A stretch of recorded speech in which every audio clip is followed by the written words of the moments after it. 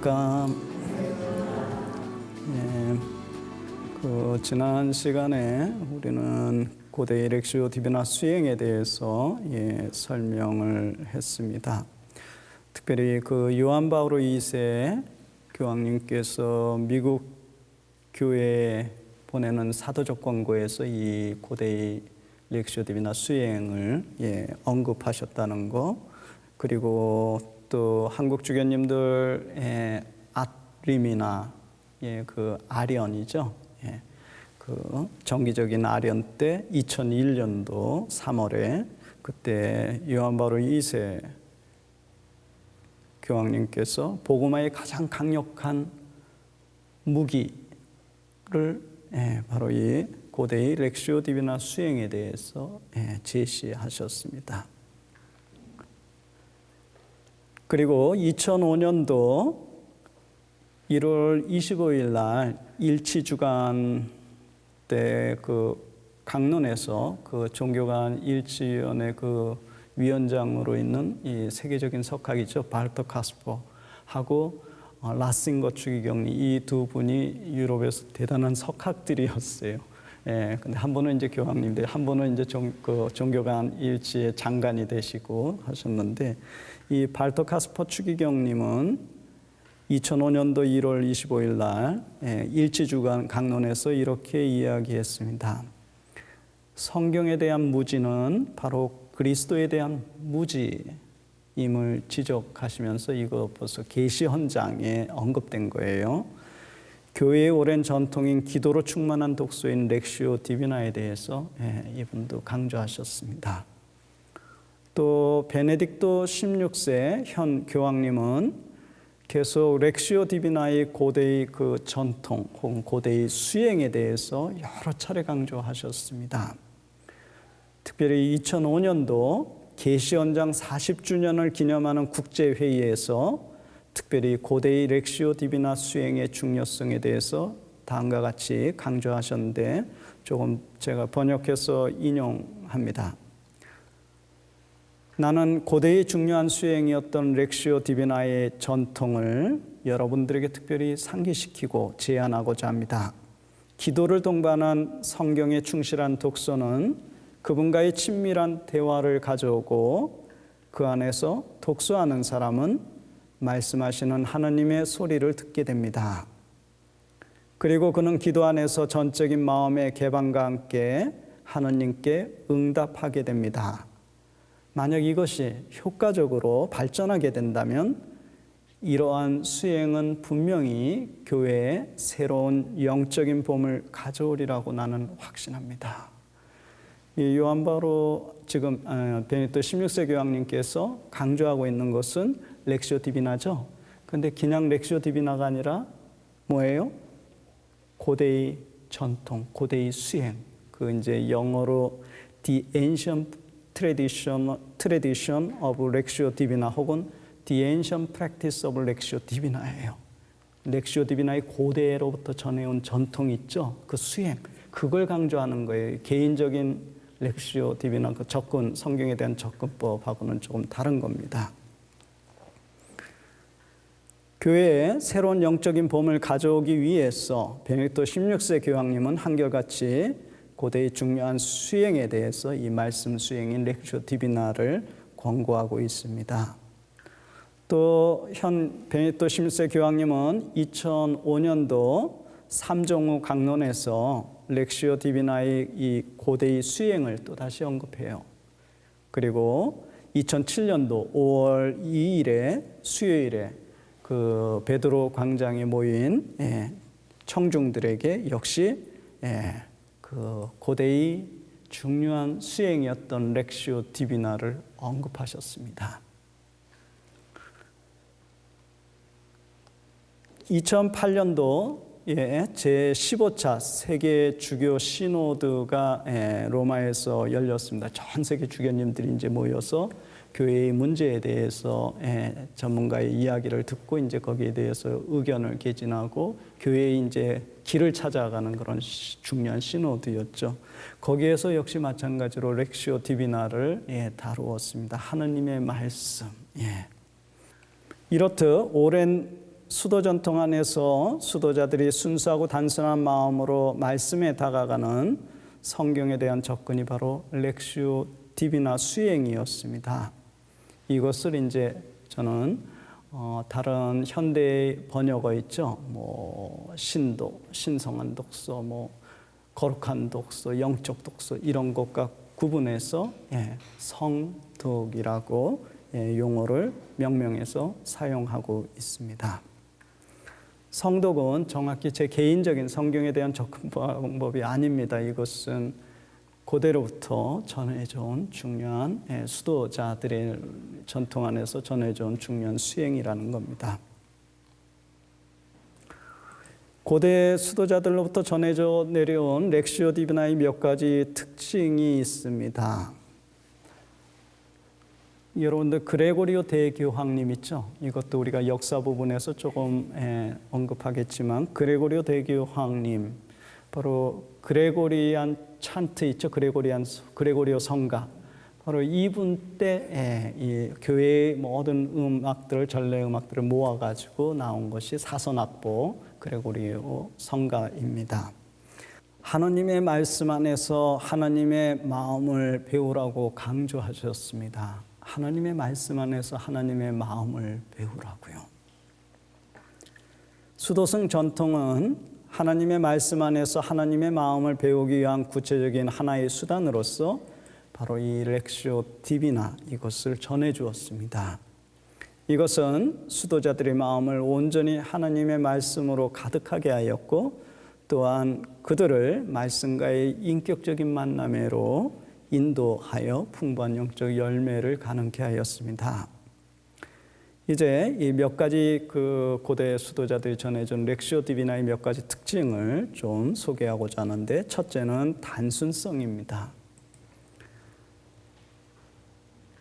이 고대 수도자들이 전해준 렉시오 디비나는 매우 단순합니다. 너무 단순하다 보니까 또 많은 사람들이 이게 더 힘들어 하시더라고요.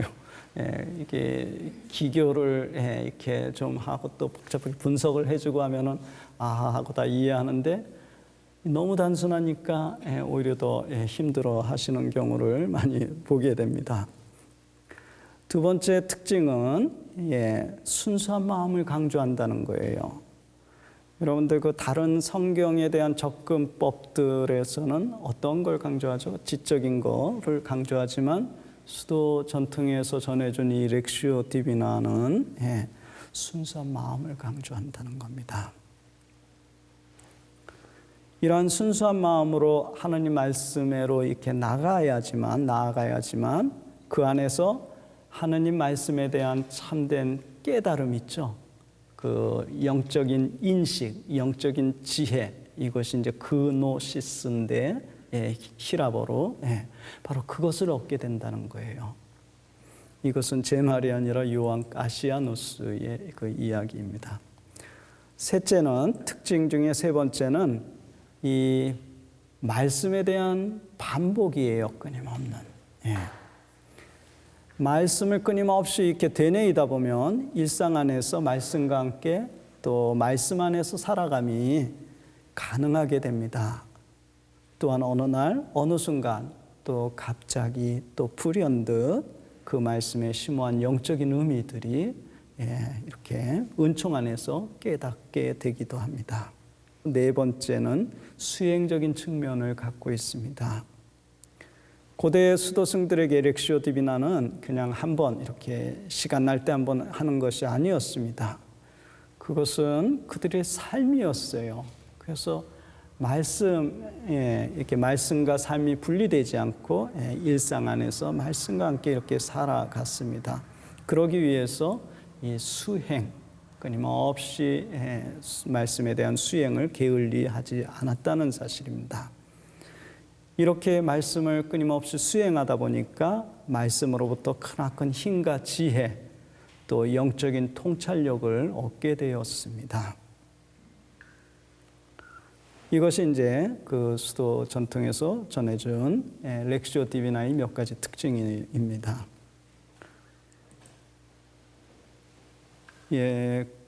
우리의 영성 생활에서 말씀이 참 중요하지요. 중요한가요? 예, 이제 이야기는 그렇게 이해하는데 또 실제는 어때요? 말씀을 가까이 진짜 이렇게 하기가 참 쉽지 않은 것 같아요. 그죠? 예. 여기 사막교부들에 나오는 일화 하나를 좀 소개하고자 하는데 누가 이 말을 했는지는 정확히 모릅니다. 무명이에요. 무명의 어느 은수자가 이 말을 했어요. 4, 5세기에 살았던 은수자였는데 예언자들은 책을 썼다. 우리의 교부들은 그것을 실천했다. 그 다음 세대는 그것을 마음으로 배웠다. 그러나 우리의 세대는 이 교부가 살았던 우리의 세대 400년대입니다. 그것을 필사한 후에 그것을 사용하지 않고 창문 옆 의자에 놓아둔다. 예, 아마도 이 글을 읽으면서 저는 이 교부가 수도 은수자였는데 그 당시 수도자들이 초창기의 그 수도교부들처럼 열일히 말씀에 이렇게 하지 못하는 그런 것들을 좀 지적하고자 아쉬움을 토로하기 위해서 이 말을 남겼던 것 같아요. 근데 우리 이 말을 듣고 조금 우습지만은 이거 한번 오늘날 우리의 모습은 어때요? 현재 우리들의 모습은 진짜 웃을 수 있는 자격이 있나요? 어떠세요? 우리들 모습도 여기서부터 자유롭지 못하다는 사실이에요. 현대의 우리들은 시간이 너무 쫓기다 보니까 필사할 시간도 없을 뿐더러 또 그것을 어떻게 해요? 창문 옆 의자에 놓아두지도 않을 뿐더러 오히려 책장 깊숙이 어떻게 해요? 숨겨두고 이렇게 먼지 잔뜩 쌓이도록 이렇게 할 수 있다는 겁니다. 최근에 이태리 신자들 카톨릭 국가죠. 그 카톨릭 국가인데 그 신자들 리서치한 자료를 보니까 1년 동안 성서 한 구절이라도 읽어본 사람을 조사해 봤습니다. 그랬더니 38% 나왔어요.